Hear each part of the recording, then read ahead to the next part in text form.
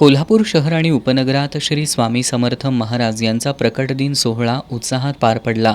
या प्रकट दिन सोहळ्याला भाविकांनी गर्दी केली.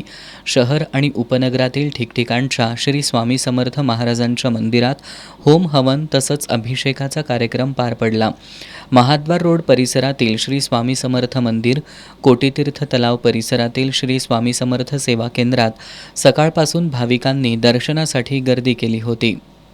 जवाहर नगर इथल्या स्वामी समर्थ मंदिरात राजेंद्र आणि विद्या खैरमोडे यांच्या मार्गदर्शनाखाली श्री स्वामी समर्थ सेवा समूहाच्या वतीनं स्वामी समर्थ महाराज प्रकट दिन सोहळा आयोजित करण्यात आला होता.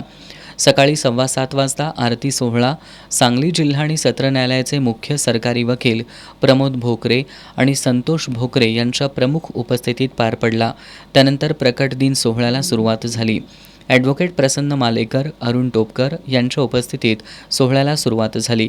निवृत्त सहाय्यक कामगार आयुक्त दीपक घबाडे, उद्योजक सुदेश चव्हाण, इचलकरंजी मर्चंट सहकारी बँकेचे संचालक विजय कामत, इचलकरंजीचे माजी नगराध्यक्ष बाळासाहेब कलागते, जवाहर बँकेचे मुख्य कार्यकारी अधिकारी नंदकुमार हावळ, डेक्कन कोऑपरेटिव्ह इंडस्ट्रीजचे उपाध्यक्ष राजेंद्र बचाटे यांची यावेळी प्रमुख उपस्थिती होती.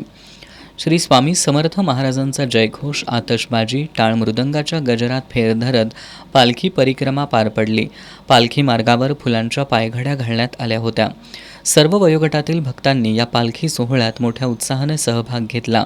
पालखी मार्गावर सरबत वाटप करण्यात येत होतं. दुपारी 12 वाजता महाप्रसादाचं वाटप करण्यात आलं. यावेळी राजर्षी शाहू ब्लड बँकेच्या वतीनं रक्तदान शिबिर घेण्यात आलं. सायंकाळी आरती आणि दीपोत्सवानं या सप्ताहाची सांगता झाली.